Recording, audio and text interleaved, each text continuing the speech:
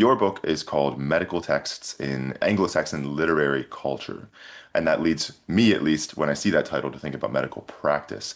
What were medical practices like in early medieval England? Yeah, well, you started then with a really, really hard question. And one, in fact, that I'm just going to say from the beginning, I'm maybe not the best person to answer because, as my title suggests, my book, I look mostly at what are the written records, right? So, what are the texts that have survived in Old English and also in Latin from early medieval England? When we say what is the practice, most people who would have had an ailment would never have probably seen someone who had encountered any of this written material. If we talk about local healers or local physicians, especially at like the lay level, I think then we have to go to fields like archaeology to start to answer some of those questions. But if you're interested in what the texts say, I can talk about that. Although, again, there's a gap, right? There's a gap Right. between what the text says and what people actually did. One of the people who have worked on the medical texts, Anne van Arsdal, she wrote a whole article about the tacit knowledge assumed in the text, right? So there's a lot of remedies that don't tell you precise amounts of like the herbs you should use, and they skip over kind of important information that you would need to know for preparing the text. So there must have been a system where maybe like apprenticeship, where people learned some parts of medical practice that we don't even see in the text at all. Similarly, there's a whole categories of types of problems. Like there's very little surgery in the text, very little instructions for like how you, if you break a leg, how you bind the leg or that sort of thing, which we know again from the archaeological record was happening, right? People had those sorts of ailments, but they're not written about in the text. So probably those things were kind of just very familiar to practitioners and they didn't kind of need to be recorded in text. So basically what I'm trying to say is we have some sources that tell us something, but they don't tell us actually that much about what the wider world of medical practice would have encompassed in the period. These medical texts themselves, as you are saying, I guess they really do seem to point more towards things like gastrointestinal issues, sort of like vaguer pain and things like that, like headaches and that kind of thing. Am I correct? There's a lot of specific issues like for eye pain, or I mean, Mm. I wouldn't say that they're all vague. I'm just saying that there's areas of practice that aren't really explored in the text. Okay. Well, the text that your book covers, what kinds of people were writing these texts? I think you explore the idea that it has been suggested that these may have been like sort of semi-heretical, that they may have been sort of remnants of paganism, and perhaps not approved of by the church. Were these kind of outcasts and heretics writing these texts, or someone else? Yeah, so this is one of the big points that I explore in my book on the medical text. Um, well, we're really, of course, in a period where writing in and of itself is the domain of learned people, right? Mm. So we don't have written records from, the sort of people that we might imagine were, I don't know, I don't know, but we have only the right records of people who were very learned. And when we talk about medicine and we talk about the Old English medical texts, even beyond the fact that you have to know how to write these texts, a lot of the remedies are translated from Latin, right? So a big share are coming from Latin texts, and that's a whole another, layer of knowledge that you would have needed. So someone translated them, and translating medicine is difficult. In some cases, you have technical vocabulary that you have to understand, for instance. So as a kind of general point, yeah, for sure, these texts are coming from places that have resources, from people that were learned. I suggest that they're probably being copied in major ecclesiastical centers. Yeah, so that was another thing I wanted to ask about is the setting in which they were, you know, copied, translated, distributed for what audience as well? Who are we picturing right now? Yeah, well, okay. So this is a podcast talking about Old English texts, right? And texts from early medieval England. So it's not unusual, the situation with the medical text, right? But we don't know in any case. We have where our text was written, when it was written, Right. for whom it was written. And just to give like a little bit of background for people who don't know, there are four complete collections of medical material written in Old English, and that was my main focus in the book is these collections, right? The most famous one is called Bald's Leech Book, but there are three other collections as well. And then you also have, of course, medicine outside of there. So you have medicine in other sorts of manuscripts, medicine in marginalia, remedies added here or there. But where these particular collections were written is a matter of debate.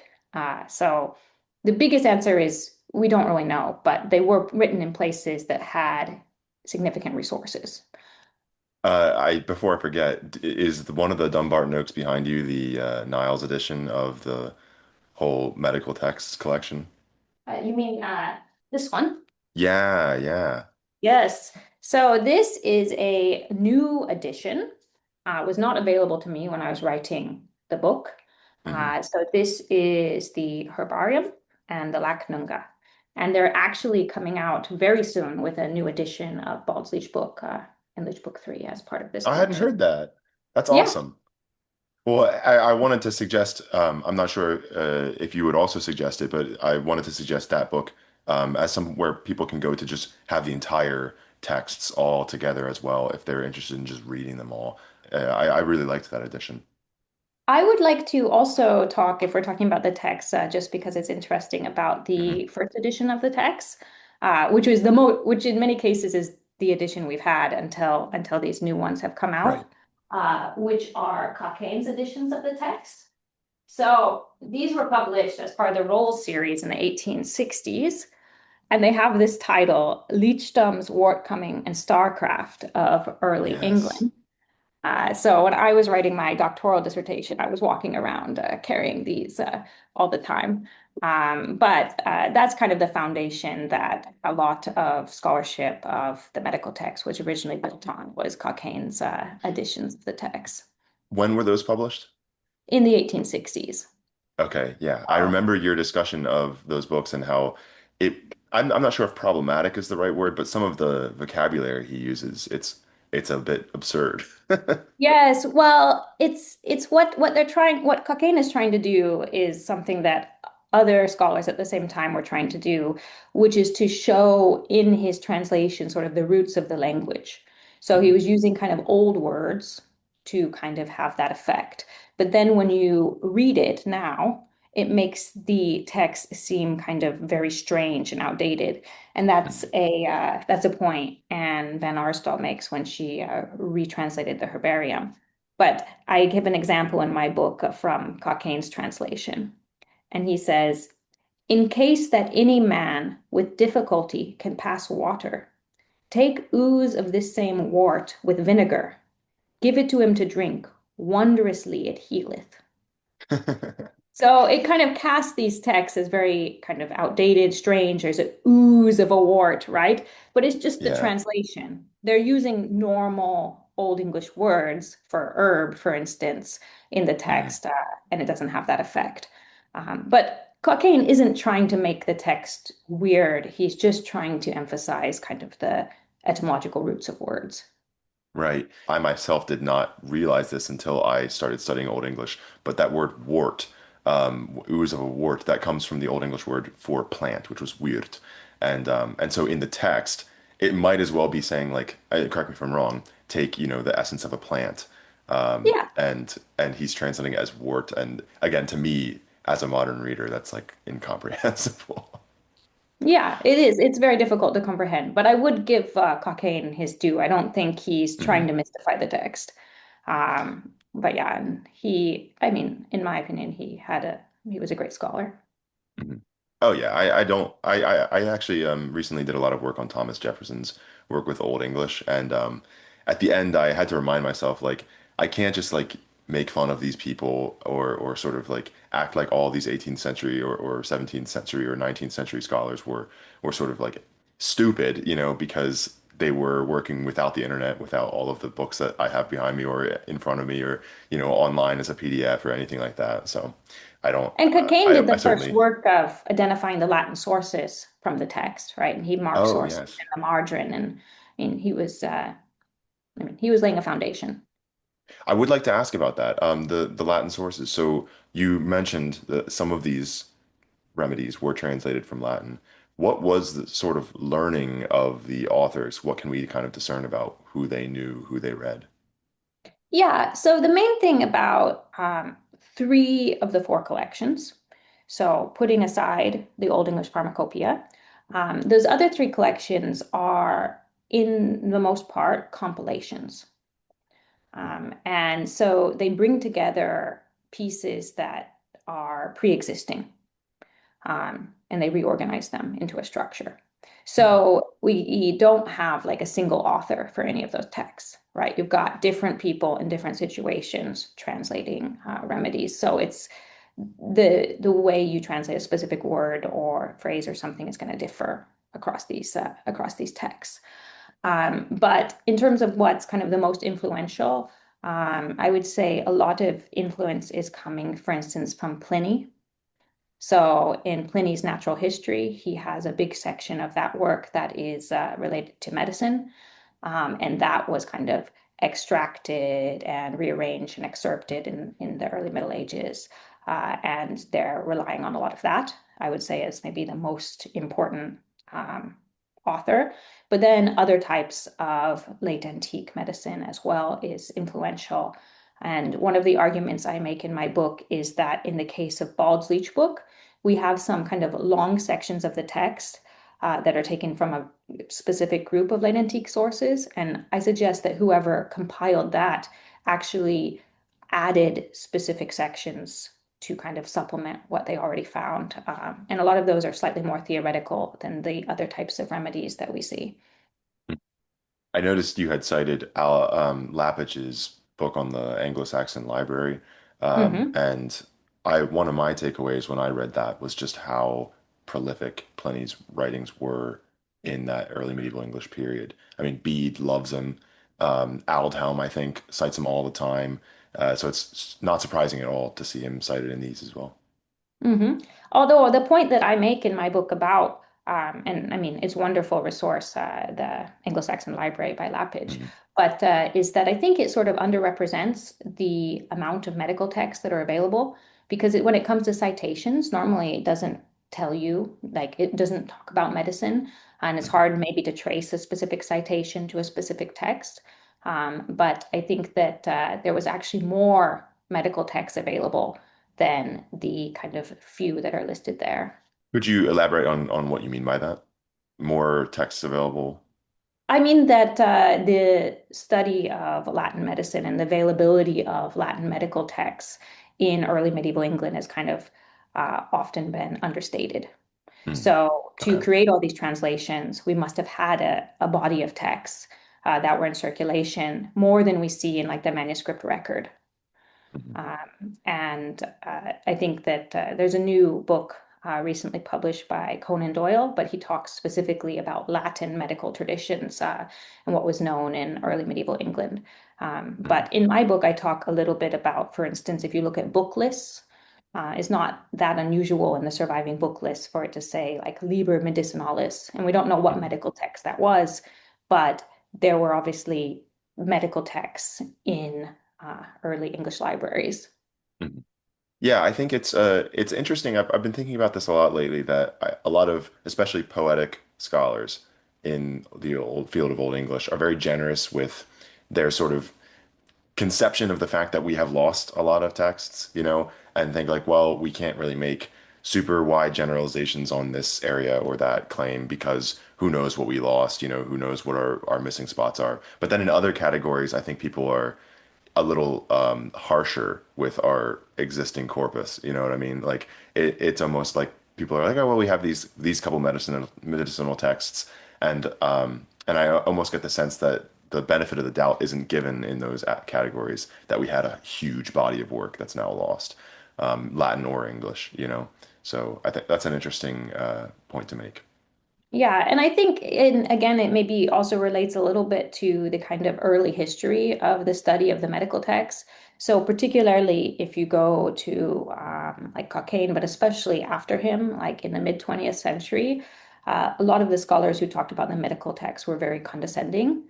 I have some quotes in my book. But for instance, one person he wrote the introduction to the I think second edition of Cockayne's book, but Charles Singer. He talks about the medical texts and he says things like the Anglo-Saxon leech had no understanding of even the rudiments of the science of classical antiquity. And then he says that the medical texts should be considered as good examples of the darkest and delinquent stage of an outdated culture. Yeah, So I you had have to this like Google really sort delinquent. of heavy judgment of like these texts are, they're the lowest level of scholarship you could ever imagine. And Right. of course, that's not the stance taken by most people working on the medical text today. But I think that that at least kind of colored the mid and late 20th century reception of the Mhm. text. And now, like I said, a lot of scholarship actually goes into, well, which Latin text did they know and how did they deal with this technical vocabulary and these sorts of questions, which, are show you really the learning of the people who dealt with this material. Right. I think it's for me in particular, having recently done a lot of work on like Bede and trying to trace a lot of his sources, it's remarkable how when we see a source, a lot of the times we have to remember that they don't have it right next to them and they're like copying it word for word. This, in my mind at least, really seems to suggest that they had a lot of these texts memorized, you know, and they had such a deep knowledge that they would just like remember, oh yeah, I want to quote this real quick and include it and that kind of thing. And to me, I think it's unfair to suggest that, you know, oh, well, they only quoted like a good 10 Latin texts. Well, I really think that that means that they really knew those 10 Latin texts backward and forward, you know, like the back of their hand. And and so in my mind, that's still the mark of a really impressive scholar, even if it only is 10 texts. I mean, if you want to draw back to classical antiquity, Seneca is always talking about how it doesn't matter how many texts you have, it matters how well you know them, you know, and so he would consider at least these early medieval English to be very well educated, I think. Yeah, well, and it obviously could differ, right? So you have, like I said, if you have compilations, you might have some things being done in kind of less impressive centers, and you might have something else coming. It's all bringing together different sorts of things, Mhm. the compilated text. I want to talk a bit more about who is doing this. My original question that I had written down was, what is the role of the doctor in society, or the medical professional in society? And now I'm thinking perhaps that's a bit too reductivist of a question, but what would you say to that if I just asked it to you like that? Well, as I said again, I'm not really kind of a social historian or an anthropologist or, people who look at that. I've mostly been interested in the text. And when you look at, for instance, Old English discussions of doctors, what you find if you were to look up, the word for doctor and all the Old English texts, most often that's used to refer to God, Hmm. right? The good doctor. So that's one of the points that I make in my final chapter of the book is that it seems like the sort of the vision of the doctor is very often almost universally positive, right? Hmm. Someone learned, right? Priests are told that they should be like the doctor. Gregory says they should be like a good doctor, right? Who learns his craft. So there is an appreciation of kind of the doctor as someone who's doing something important and is doing it well. And we also, there's a lot of use of kind of the doctor as a metaphor. So I would say that the doctor was known and the doctor was appreciated, but what individual real historical doctors were doing is something that we don't have a lot of information about. In that sense, then, with these being the people, coming up with these texts, writing them, translating them, um, these people don't strike me as being sort of like silly or eccentric, or strange, at least in the context of their society. But as we've referenced a couple times, I think when we discuss these texts, that is kind of the figure that seems to be sort of propagated, the idea that this was like sort of a very eccentric and strange and almost like witchy environment that these texts were being used in, which might not be totally wrong, but I wanted to ask, do you think the sort of excitement about some of the material in these texts has sort of clouded our judgment in discussing them? I mean, I think there's a few different ways to answer that. On one hand, I would say that sort of the tendency to see the material in the medical texts as pagan and as like you said, popular, and I mean that was kind of largely in the past. Um, so I think a lot of, most of the most recent studies that have kind of engaged with these texts have been emphasizing its connection to intellectual culture, but also to ecclesiastical culture. So you have a lot of kind of Latin texts that call for you to recite prayers and that sort of thing. So seeing it as kind of part of the Christian culture of the time is, I'd say, the current trend in discussing these texts. But yeah, certainly on a kind of slightly more like popular level, a lot of people like to there's certain types of remedies within the medical text that are written in Old English verse. Mhm. And those in particular have drawn a lot of this sort of attention, the metrical charms, right? Right. And especially like for instance in the edition by Storms, like they're all extracted out of their context and put one beside the next as kind of its own genre, right? And that also has that sort of effect of, I don't know, making them into this kind of a category, a modern category, which has its own problems. So I would say that, yeah, they've drawn a lot of kind of interest for kind of the desire to kind of find popular ancient practices and my own stance on that, if we talk about, for instance, the Old English metrical charms, is that some of them might be old or have parts that are old, right? But we just don't know because all we have is the text, right? As it's written in this 10th or 11th century manuscript, as it's coming out of some sort of learned center. Does that mean that they don't have any relationship to something that was used in a popular context? It might be, but we just Mhm. don't have the evidence for that. So it's hard to kind of base a lot of enthusiasm there when we don't know. Do you think that, let's say we discover a whole new book of texts and there's a ton of charms like this, do you still think that we should be cautious in sort of interpreting it as a sort of exciting remnant of paganism, or do you think that it was something like that? I think that there could never be a time that we would find a new text that would be, I mean, because the texts, like I said, are already not popular. If Hmm. you're writing it down in a ecclesiastical center, but you know what I mean? It's not popular, Right. right? So I think, alas, that we couldn't recover that side of things, Hmm. and though it'd be very interesting. In our emails, I asked if you had a couple examples of like particular remedies that you could share with us that you thought were particularly interesting. Um, you know, maybe one that's strange, maybe one that's ahead of its time, something like that.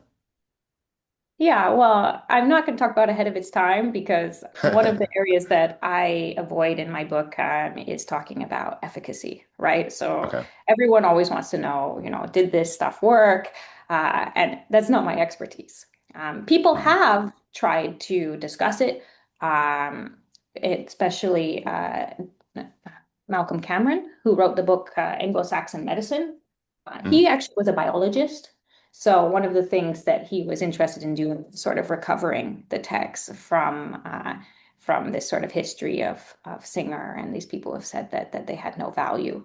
And he Right. actually said that a lot of the medicine in the text, I think he said was as good as anything prescribed before the mid 20th century.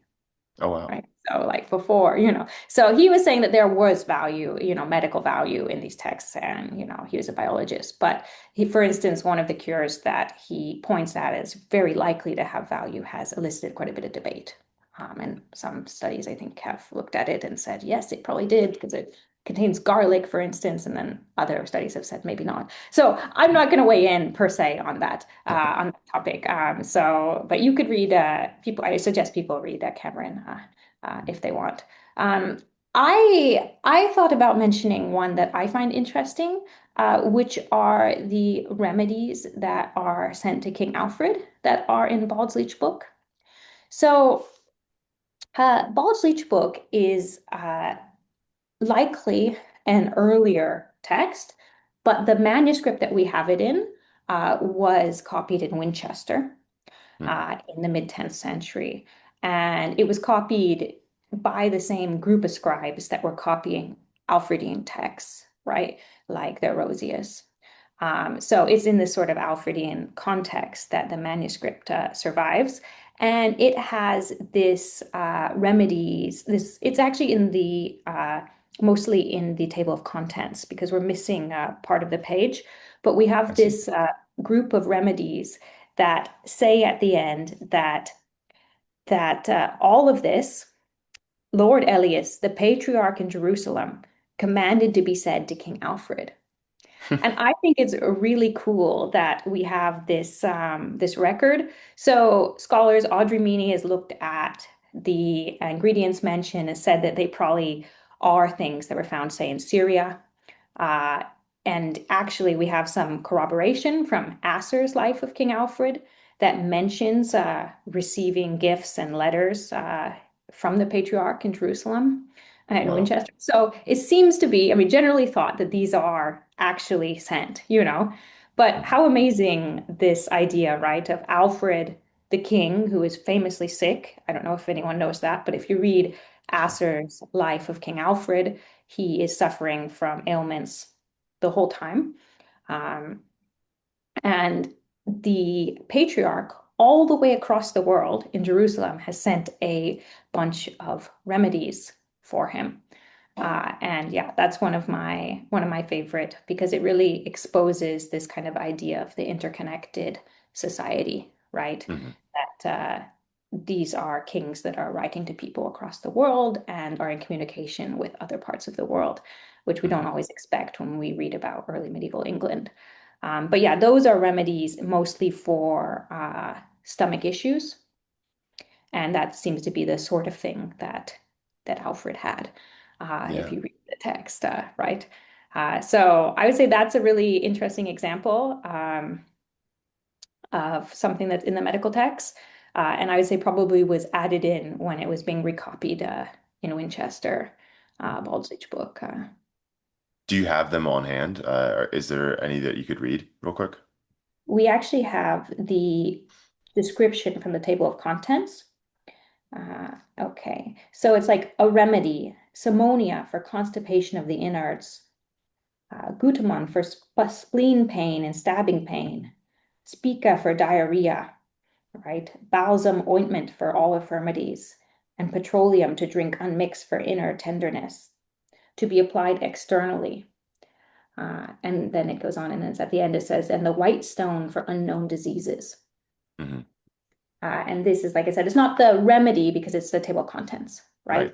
Right. But those are some of the things that the patriarch is sending to Hmm. Alfred. Uh, Yeah, really sad to read about Alfred's physical ailments. It's always interesting to me how interested he was in the consolation of philosophy as a sort of uh, mental uh, treatment almost for his constant chronic pain and the issues he had.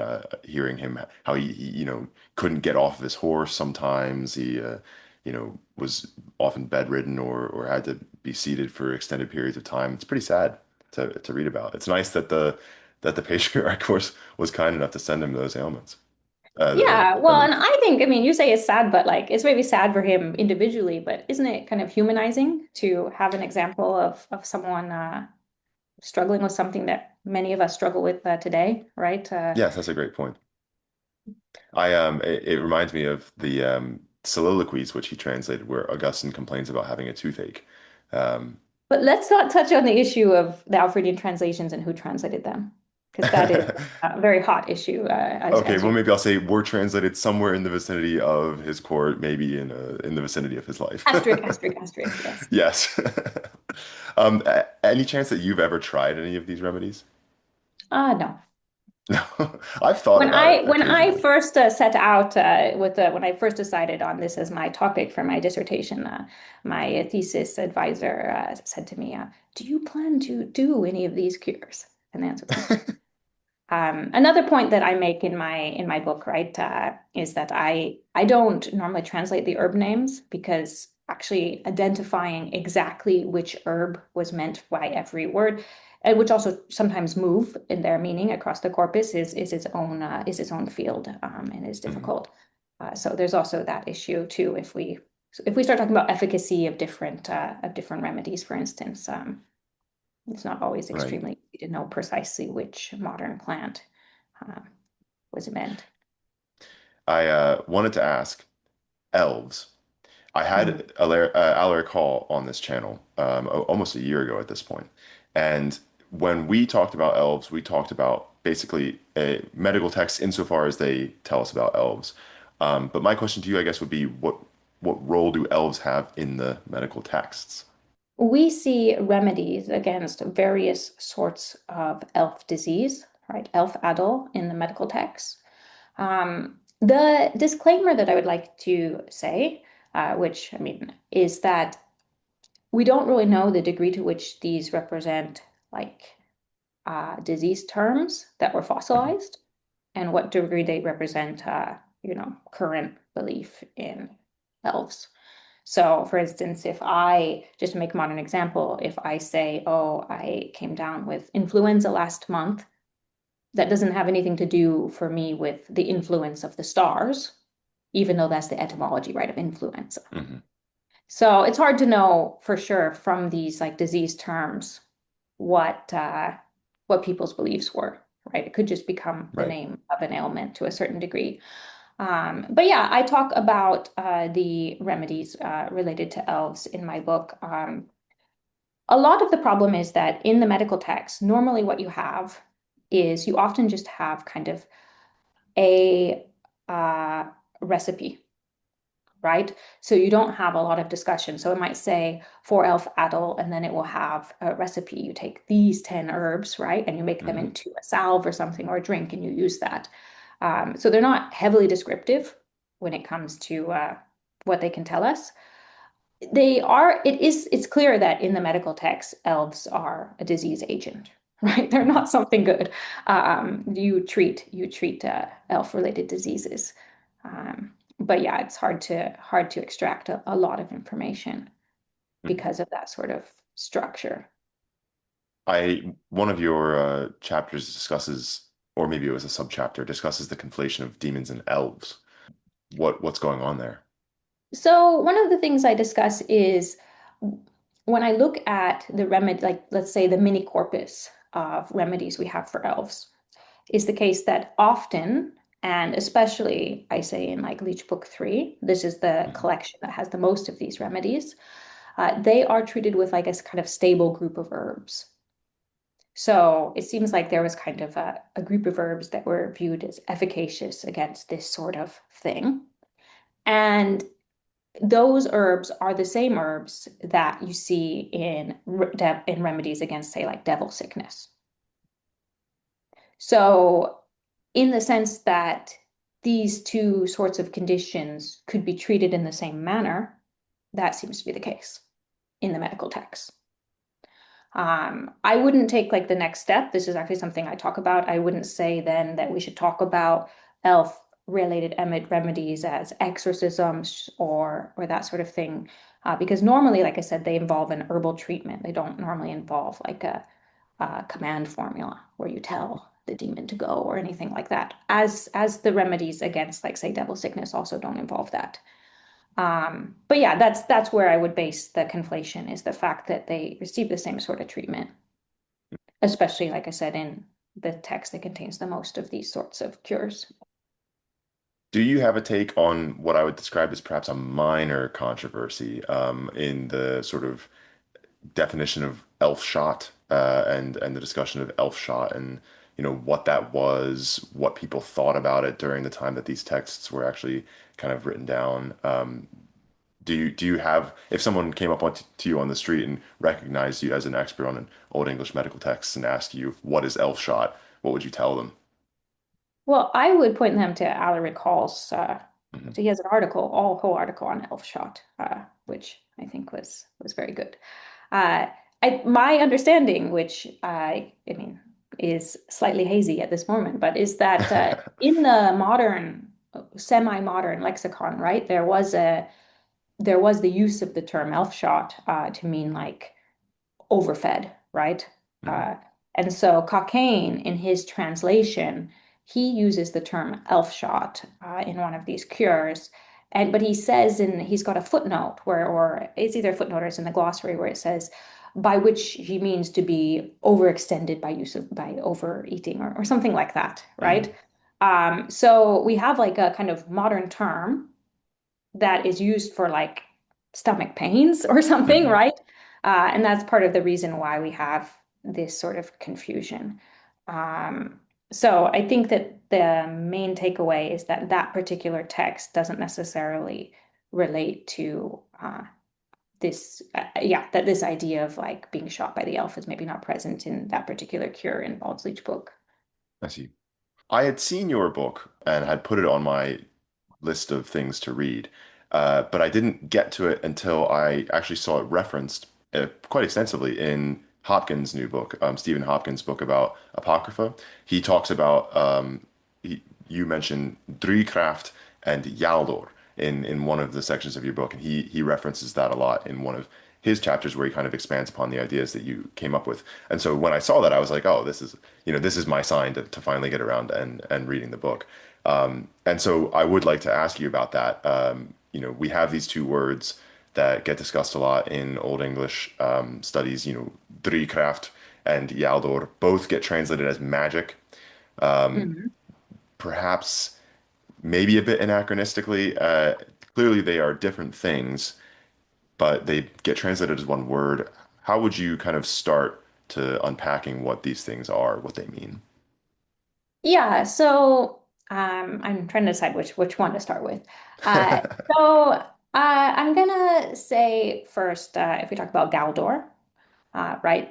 There is basically a book-length study on this word by Kieran Arthur, and what he basically argues there is that Galdor is right related to the word to sing, was originally a just kind of a powerful utterance. So it could be a powerful prayer, right? Doesn't have this forbidden connotation, especially like in the earlier sources. Mhm. I think he suggests that we should not translate it with charm, right? Mhm. Even though charm has its own etymology, I think, related to sing, right, from Carmen. So Oh I guess it yeah. depends on how you use the words, right? Uh-huh. Um, but yeah, we have this word which is used sometimes in the medical texts, but we have, for instance, an instance where we have a Latin text, I believe Latin, if I'm remembering, that's referred to as both a yibed and a galdor. So a Mm. prayer and a charm. So for instance, in that instance, it doesn't seem that these words are in opposition, right? Uh, they seem to have kind of the same meaning. So I would say that that word doesn't always mean charm in some sort of forbidden or illicit sense, but it is also used sometimes in condemnations of Mm. certain types of texts, or certain, not text, but in certain types of pieces. So basically, it's a little bit complicated, but it seems to have had a broader meaning than Right. forbidden charm. Mhm. So if we talk about Driekraft, I would say, well, it's again, like you said, this word that is typically translated as magic. Mhm. And whenever you use a modern translation, I mean, it's useful, right? But it carries with it all sorts of connotations that may not have been there. And really, what I am doing in my book is I'm asking, are these kind of medical texts to recraft, right? When, you know, when like Ælfred, a homilist, when a priest says, don't engage in that, are they talking about the sort of stuff we see in the medical texts? Because there has been, as you said, especially historically, a tendency to say some of that material was forbidden, some of that material was illicit, it wasn't Hmm. acceptable.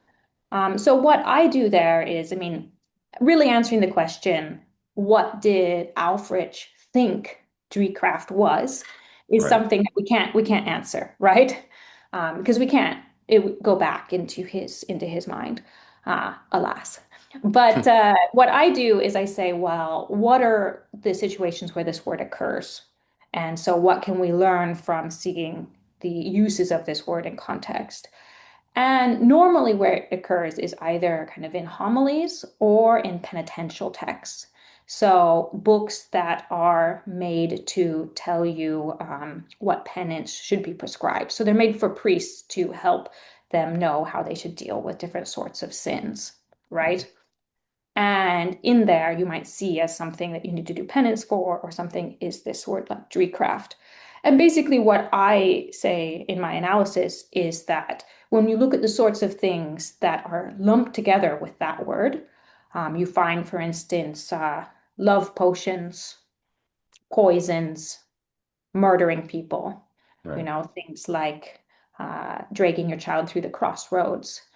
You see a kind of a list of different types of behavior, none of which have any overlap with what you have in the medical text. Mhm. So I basically say, well, it doesn't seem that they're talking about that. Right. And you never have any reference in the writings from early medieval England. You don't have reference to, so like Dreecraft in books. There's no like admonition against dangerous reading or something like that in Right. Ælfred. So it seems to be kind of more like popular practices, maybe kind of influence from Norse settlers, concern about kind of residual paganism. It doesn't really seem to be, we have this remedy that has some Old Irish in it. That must be a charm. That must not be Mhm. allowed. So that's the conclusion that I come to, is that um, those are the sorts of practices that they mean when they're using this term.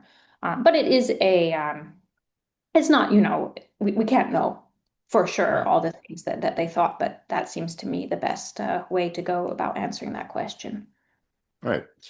The last question I wanted to ask you, we live in this great day and age where if someone wants to read Old English texts, most of them are available at this point in some sort of book, if not online, for free. And so people who come away from this and that say, I want to read the Old English medical texts, they can just buy the copy and they can read the translation. But what would you tell them as sort of advice for bearing in mind as they read these texts? Would you kind of give them a sort of something to think as they're interpreting them and as they're reading them that you would exhort them to remember about these texts and their authors and audiences? Well, one thing I would say is that the texts are, in general, very diverse. Mhm. So I think that something that is unusual to a reader might be unusual because it's kind of playfully erudite.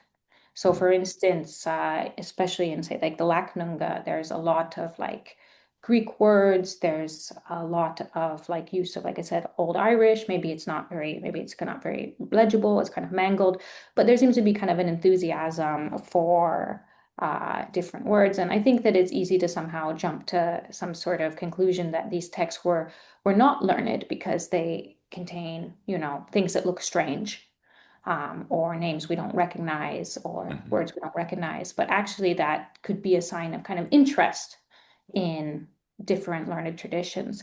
So I would say don't just assume when you see something that you don't fully, that seems strange to you, that that's a sign that it was popular. It Mhm. might be actually the opposite. Okay, well, Emily Kesling, thank you very much for coming on the channel. Thank you. Okay, and